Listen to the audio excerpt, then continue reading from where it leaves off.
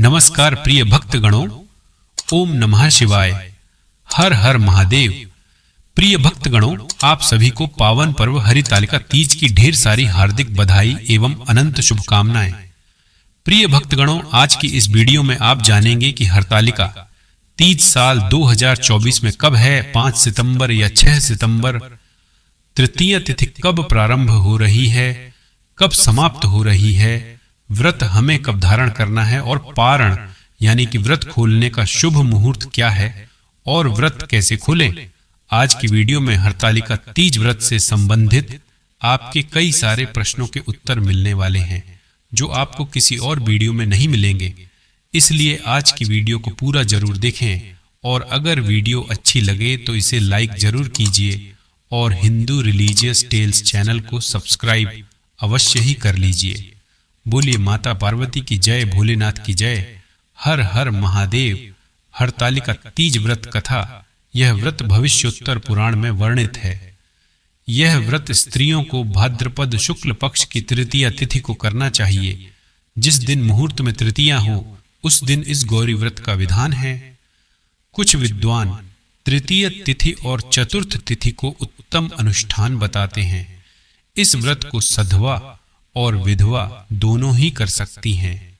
सधवा अपने अखंड सुहाग के लिए और विधवा शिवलोक की प्राप्ति के लिए करती हैं। अपने पति की लंबी आयु के लिए, अच्छे स्वास्थ्य के लिए, सुख समृद्धि के लिए, संतान की प्राप्ति के लिए और अखंड सौभाग्य के लिए, दाम्पत्य जीवन को सुखमय बनाने के लिए इस व्रत को निर्जल धारण करके शिव और पार्वती की पूजा करते हैं और उनसे अपने अखंड सौभाग्य के लिए प्रार्थना करते हैं। इसी प्रकार से यह व्रत कुंवारी कन्याएं भी धारण करती हैं। मनचाहे जीवन साथी की कामना से या फिर शीघ्र विवाह की कामना से, योग्य जीवन साथी की कामना से यह व्रत कुंवारी कन्या की धारण कर सकती है। हरितालिका तीज का व्रत बहुत कठोर व्रतों में से एक व्रत होता है। व्रत को रखने से पहले इसके नियम अच्छे से जान लेना बहुत जरूरी है, क्योंकि इस व्रत में नियमों का पालन करना बहुत जरूरी है। इसलिए अच्छे से सोच समझकर ही व्रत को शुरू करें और आजीवन उन नियमों का पालन करें। इस दिन महिलाओं को 16 श्रृंगार करना जरूरी है। मेहंदी, चूड़ी, सिंदूर सभी अच्छे से लगाकर महिलाओं को तैयार होना चाहिए। इस दिन काले या सफेद रंग के वस्त्र नहीं पहनना चाहिए। इस व्रत में 24 घंटे ना तो कुछ खाया जाता है और ना ही कुछ पिया जाता है। इसीलिए निर्जला व्रत रखकर अगले दिन चतुर्थी पर व्रत खोला जाता है। इस व्रत का पूर्ण फल पाना है तो कथा सुने। संपूर्ण कथा आपको हमारे चैनल पर मिल जाएगी। आप हमारे चैनल को सब्सक्राइब करके बेल आइकन को अवश्य ही दबा दें और कथा सुनने के बाद यथासंभव दान करें। व्रत में एक सुहाग पिटरिया बनाई जाती है जिसमें सभी सुहाग का सामान रखा जाता है। इस दिन किसी पर गुस्सा न करें। क्रोध, लालच, अहंकार पर काबू पाएं। हरितालिका तीज के दिन परिवार के लिए भी सात्विक भोजन ही बनाएं। हरितालिका तीज का व्रत बहुत कठोर व्रतों में से एक व्रत होता है। जैसे कि हम जीवित पुत्रिका का व्रत करते हैं या फिर हरितालिका तीज का व्रत या करवा चौथ का व्रत या फिर छठ का व्रत होता है, तो यह सभी व्रत पूरी तरह से निर्जल ही रखे जाते हैं। निर्जल और निराहार रहकर भगवान शिव और माता पार्वती की पूजा हरितालिका तीज में की जाती है। तो अगर आप कुंवारी कन्या हैं या फिर सौभाग्यवती है, दोनों ही प्रकार से व्रत का नियम एक ही होता है। बिल्कुल निर्जल और निराहार रहकर ही यह व्रत किया जाता है। किसी भी प्रकार से इस व्रत में जल का सेवन नहीं करते हैं। जैसे कि कई लोगों के प्रश्न आते हैं कि हम प्रेग्नेंट है तो गर्भावस्था में जल के बिना हम कैसे रहेंगे। ऐसी अवस्था में आप जल ले सकते हैं। अगर आप बीमार हैं तब भी आप जल पी सकते हैं। जैसे कि अगर आप दवाई ले रहे हैं पर आप दवाई नहीं छोड़ सकते हैं, किसी ऐसी परेशानी में है, तो ऐसी अवस्था में आप अवश्य ही दवाई के साथ जल ले सकते हैं। कोई समस्या नहीं है। और इसी प्रकार से गर्भावस्था में भी आपको दवाइयां लेनी पड़ती है या फिर आप नहीं रह पाते हैं जल के बिना बहुत देर तक या फिर थोड़ी थोड़ी देर में कुछ खाना पड़ता है, तो ऐसी अवस्था में आप पानी पी सकते हैं। चाहे तो फल इत्यादि भी ले सकते हैं। अगर आपसे नहीं रहा जाता है तो फल इत्यादि लेकर जलाहार और फलाहार के द्वारा भी आप तीज का व्रत कर सकते हैं। इसके लिए भगवान भोलेनाथ और माता पार्वती से क्षमा प्रार्थना कर लीजिए और सुबह जब आप व्रत प्रारंभ करेंगे उसी समय संकल्प में ही आपको संकल्प लेना होता है कि आप आवश्यकतावश या बीमारी की वजह से या फिर गर्भावस्था की वजह से आप नहीं कर पा रहे हैं तो इसके लिए क्षमा प्रार्थना कर लीजिए। जिस प्रकार से आप व्रत करते हैं आप निर्जला नहीं कर पा रहे हैं तो इसके लिए क्षमा प्रार्थना कर लीजिए और इसके बाद से आप जलाहार के द्वारा व्रत कर रहे हैं। इस प्रकार का संकल्प ले लीजिए। ठीक है, तो संकल्प जब हम लेते हैं तभी ठीक तरह से संकल्प लेना चाहिए। तो चलिए आपको बताते हैं इस बार हरतालिका तीज का व्रत कब रहेगा, पूजा विधि क्या है, कौन से मंत्रों का जाप करना चाहिए और व्रत का पारणा करने के अलावा आप पूजा के शुभ मुहूर्त में कर सकते हैं। 5 सितंबर गुरुवार को तृतीया तिथि प्रारंभ होगी दोपहर 12:20 से और समाप्त होगी 6 सितंबर शुक्रवार को दोपहर 3:01 पर। इस बार उदया तिथि के अनुसार 6 सितंबर शुक्रवार के दिन हरतालिका तीज का व्रत रहेगा। वृत्ति कन्याओं को या महिलाओं को एक दिन पहले सात्विक भोजन ग्रहण करना चाहिए। शुक्रवार के दिन सूर्योदय होगा, सुबह 6:14 पर सूर्यास्त होगा, शाम 6:35 पर ब्रह्म मुहूर्त सुबह 4:38 से 5:26 तक रहेगा। ब्रह्म मुहूर्त का समय सुबह पूजा करने के लिए बहुत ही उत्तम माना जाता है। शुक्ल योग रात 10:14 तक रहेगा और बाद में ब्रह्म योग प्रारंभ हो जाएगा। अभिजीत मुहूर्त दोपहर 12 बजे से 12:49 तक रहेगा। आप अभिजीत मुहूर्त में दोपहर की पूजा कर सकते हैं। भगवान शिव माता पार्वती ने भगवान गणेश जी की मूर्तियां बना सकते हैं। राहु काल सुबह 10:30 से दोपहर 12 बजे तक रहेगा। हरतालिका तीज में सुबह और शाम विधि विधान से पूजा की जाती है। सुबह व्रत का संकल्प लेकर व्रत प्रारंभ करना चाहिए।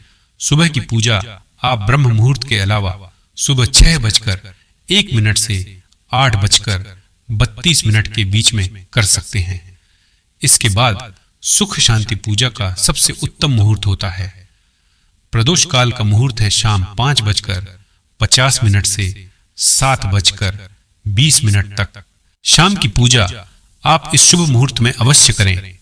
इस शुभ मुहूर्त में अविवाहित कन्याएं भगवान शिव और माता पार्वती का गठबंधन भी कर सकती हैं।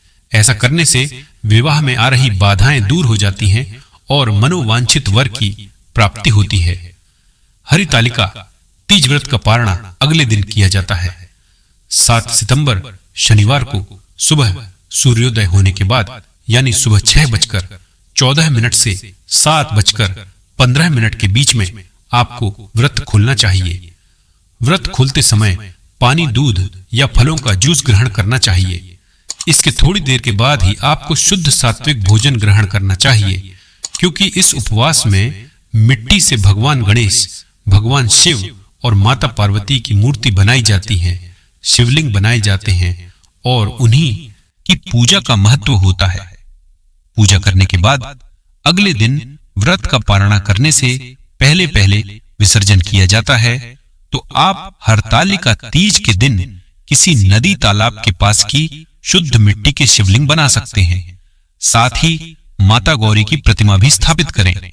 यदि आपके लिए भगवान शिव, माता पार्वती की मूर्ति बनाना संभव ना हो तो आप केवल मिट्टी से शिवलिंग बनाकर भी पूजा कर सकते हैं और इसके बदले आपके पास जो भी मूर्ति या तस्वीर है आप उनका पूजन भी कर सकती हैं। पूजा करने के लिए आपको चंदन, जनेऊ, फुलेरा, पुष्प, नारियल, अक्षत पान के पत्ते, इलायची, सुपारी, 5 तरह के ऋतुफल, दान दक्षिणा, मिठाई, पूजा की चौकी, धतूरे का फल, कलश, अभिषेक करने के लिए तांबे का पात्र, दूर्वा, आंख का फूल जो कि भगवान गणेश और भगवान शिव को अर्पित किया जाता है, घी, दीपक, कपूर और व्रत कथा पुस्तक की आवश्यकता होगी। वही शिवलिंग पर अर्पित करने के लिए आप बेलपत्र, शमी पत्र, देवदार पत्र, चंपा, कनेर, भृंगराज, धतूरा, आम के पत्ते, अशोक के पत्ते, पान के पत्ते, केले के पत्ते, भांग, शमी के पत्ते का इस्तेमाल कर सकते हैं। अब जानते हैं बहुत ही आसान पूजा विधि के बारे में। हरतालिका तीज की पूजा करने के लिए सबसे पहले सुबह ब्रह्म मुहूर्त में उठकर गंगा जल से स्नान करें। फिर हाथ में जल और पुष्प लेकर व्रत रखने का संकल्प लें। भगवान की माता गौरी की पूजा अर्चना करें। बालू या फिर चिकनी मिट्टी से भगवान शिव, माता पार्वती और गणेश जी की मूर्ति बनाएं। पूजा स्थल पर केले के पत्तों से या रंगोली के सुंदर मंडप बनाएं। फुलेरा लगाइए। गंगा जल मिश्रित पंचामृत से गौरी शंकर जी का अभिषेक करें। भगवान गणेश जी को दूर्वा और जनेऊ चढ़ाएं। भगवान शिव को चंदन, मौली, अक्षत, धतूरा, आक के फूल, भस्म, अबीर, गुलाल, भांग और 16 प्रकार की पत्तियां, चाहे वह बेलपत्र हो या शमी पत्तियां हो, आप अर्पित करें। माता पार्वती को सुहाग की सामग्री अर्पित करें। धूप दीप प्रज्वलित कर तीज की व्रत कथा सुनिएगा। व्रत कथा के बिना अधूरा रहता है। और फिर भगवान को सबसे अंत में आरती करने के बाद मौसमी फलों का या फलों के जूस का भोग लगाएं। दिन व्रत रखे, शाम को एक बार फिर से इसी तरह विधि विधान से कथा पढ़ने और सुनने के साथ ही भगवान का पूजन करें। संभव हो तो रात्रि जागरण करें, नहीं तो जितनी देर तक संभव हो उतनी देर जाकर पूजा अर्चना करें। मानसिक रूप से मंत्रों का जाप कर सकते हैं। अगले दिन सुबह ब्रह्म मुहूर्त में स्नान करें। कृष्ण, भगवान शंकर और माता पार्वती की पूजा करें। माता पार्वती को आप सिंदूर चढ़ाएं और सिंदूर अपनी मांग में भी लगाएं। सुहागिन महिलाओं को माता पार्वती से सुहाग जरूर लेना चाहिए। इसके बाद मिट्टी के शिवलिंग या फिर मिट्टी की प्रतिमाओं का विसर्जन करें। पूजा में चढ़ाए गए जो पुष्प अक्षत है उनका विसर्जन करें और सुहाग की सामग्री को किसी ब्राह्मणी को दान देने के बाद व्रत का पारण करना चाहिए। हरतालिका तीज में पूजा का मंत्र है। भगवान गणेश जी की पूजा करते समय ओम गण गणपतये नमः या फिर वक्रतुंड महाकाय सूर्य कोटि समप्रभ निर्विघ्नं कुरु में देव सर्वकार्येषु सर्वदा, इस चमत्कारी मंत्र का जाप करें। भगवान शिव का चमत्कारी मंत्र है ओम नमः शिवाय, ओम महेश्वराय नमः, ओम पशुपतिनाथ नमः। अंबा माता पार्वती का चमत्कारी मंत्र ओम पार्वत्यै नमः, ओम उमाय नमः। इसके अलावा या देवी सर्वभूतेषु मां गौरी रूपेण संस्थिता नमस्तस्ये नमस्तस्ये नमस्तस्ये नमो नमः मंत्र का जाप करना चाहिए। माता पार्वती की मांग में सिंदूर लगाते समय इस चमत्कारी मंत्र का माता पार्वती का जाप करें। फिर देखना आटे सभी के जीवन में कितने चमत्कार होते हैं। यह थी आज की वीडियो जानकारी।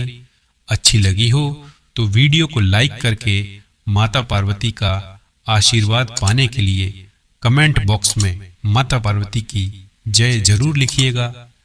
नमस्कार प्रिय भक्तगणों, जय श्री राम, हर हर महादेव।